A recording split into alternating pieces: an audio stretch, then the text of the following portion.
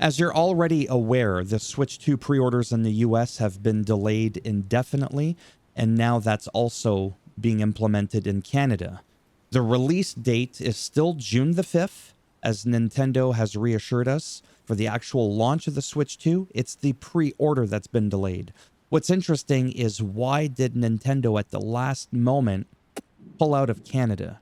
They should have just delayed it in Canada as well. And the reason they probably delayed it in Canada is actually not for the same reasons it's delayed in the US. See, Nintendo wants to see what Trump is going to do with the whole tariff thing, because they probably don't want you pre-ordering in the United States of America Switch 2 for $500 US, and then come launch day and you got to make your final payment, and then it's like $800 US or something crazy, right? So the reason they probably delayed it in Canada, even though I can't prove this is just a theory of mine as a high school dropout, it's probably because they don't want Americans swooping in and yanking Canadian pre-orders, just like a lot of North Americans as a whole, both Canadian and Americans, have been snagging up UK pre-orders. Whether or not that is actually factual, I don't know, because I haven't myself done it.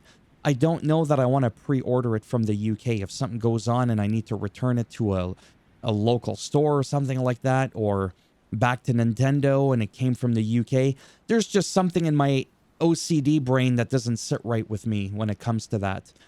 So I don't know if it's region locked. I really don't know. Let's move on with the next part of the video, because I could, contemplate potential scenarios, and that's just going to waste time here. Your best bet, for the fun of it, because you don't have to put any money down, you might as well register your interest to buy right from the Nintendo store from your Switch 2, okay? There are a couple of criteria. So when you sign in, you could choose which bundle you want. I just chose the basic Switch 2 bundle because right now it's $629.99 Canadian. I know most of the peeps that watch me are American. They're like, God damn, that could end up being your price in US dollars. Or you could pick the Mario Kart bundle. One of the most important things is, when are we going to get that email if we are invited, and what are the prerequisites for qualifying? The first batch of emails, it tells you right here, it's not going to start until May 8th. So don't start looking into your Google account right now going, they haven't emailed me. They haven't emailed me. Calm down. May 8th, with additional batches of invitation emails sent periodically until the purchasing on My Nintendo Store is simply open to everyone. That is probably going to be your best bet. It took me almost a year to secure a PS4. There was no pandemic going on then. Yet I got my PS5 3 weeks after launch because I had put my name in reservation at GameStop. That was just luck of the draw. Switch, I had a bit of a hard time with. Took me almost a week to get it. Then I only had to pay like $7 US to a scalper. That was very, very nice. One of the main things that you need, priority requirements, is you must have been the one who purchased any of the Nintendo Switch Online memberships. I must have had any paid Nintendo Switch Online membership for a minimum of 12 months. I think it used to be like it had to be at a certain date, like, all of 2024 or something like that. It looks like they removed that. The other one is you must have opted in to share gameplay data and have at least 50-hour total of gameplay hours. And you might be wondering, how do you do this part? What you want to do is go to accounts.nintendo.com. I'm not going to put a link down below in the description box in case you're freaked out and you think I'm trying to log your keys. Just go ahead and type in Nintendo account login or something like that. Once you log in, on the left-hand side, head down over to privacy and other settings. You're going to see it right here, data usage, opt-out preferences. By default, as far as I know, mine is just share with Nintendo for share your usage information with Nintendo to help improve Nintendo products. Most people usually turn these off, or share your usage information with Nintendo to receive personalized offers and recommendations.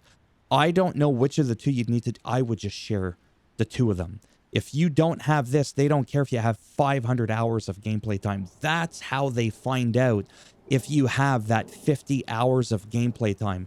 See, what they're doing here is making it marginally difficult for you to get a Switch with them because they're trying to reduce scalping. I think this is a great idea. I think it could have been implemented a little bit better. I'm not going to get into in this video how I think they could have done a better job. I just hope that everybody within the first, it might sound painful, but within the first month or so, not year. PS4, 9, 10 months it took me. I was stuck with an Xbox, no offense. It's just not my preferred gaming system.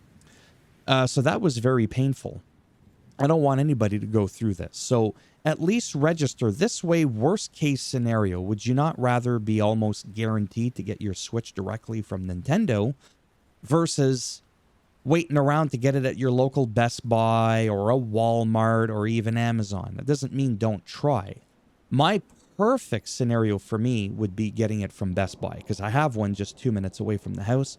Same thing with a GameStop, but their return policies and all that kind of stuff is much more lenient at Best Buy than it is with GameStop. They're a little bit funky when it comes to things like that and warranties and all that. They're a little bit behind the times when it comes to that, okay?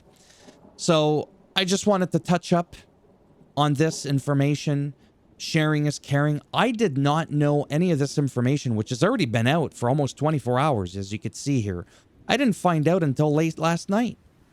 Right? So, because nothing just popped up out of nowhere. Oh, delayed. I only found out when I got an email sent to me from GameStop and from Best Buy that it was being delayed indefinitely. Okay? And when I found that out, well, it was too late. Everybody else and their mother, stepsister's, cousin's, aunt had already talked about it. But I figure if I help one person bring this information to them that they didn't know about before, then this video honestly was worth it. It's not always about making money, even though that would be nice. Thumbs up as always. If you like the video, it does greatly help support the channel and trying to make me a little wee bit more relevant in the search results when people are looking shit up. And if you didn't like the video, go ahead, give it a thumbs down. And rather than bending it in half, twisting it, doing that whole bullshit thing where I break it off where the sun don't shine, I'll just have it so that when you pre-order your Switch, oh no, you'll get it. I'm going to tariff it 50%. It's called the Philminator tariff. And that extra 50% is going to come into my PayPal account so that I can go and better afford to buy a Switch if it ends up being $3,000 fucking dollars. If you want to subscribe to the channel, obviously that would be great. But if not, don't feel the pressure. Don't do like Austin John Plays and be like, come on, man. I don't understand, man. Actually, it was probably Bro.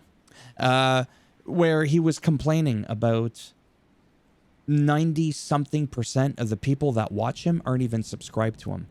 Bitch, just because I watched your shit doesn't mean I want to subscribe to you. 99.3% of the people that give me my 250,000 plus views a month on my channel aren't even from my subscribers. I don't care where they're coming from. Just keep the views coming in. Never try to make people feel bad for not wanting to subscribe to your shitty channel. I'm just saying. Take care. Maybe, if I'm lucky, because I'm grateful, maybe I'll see some of you in the next one. Bye for now.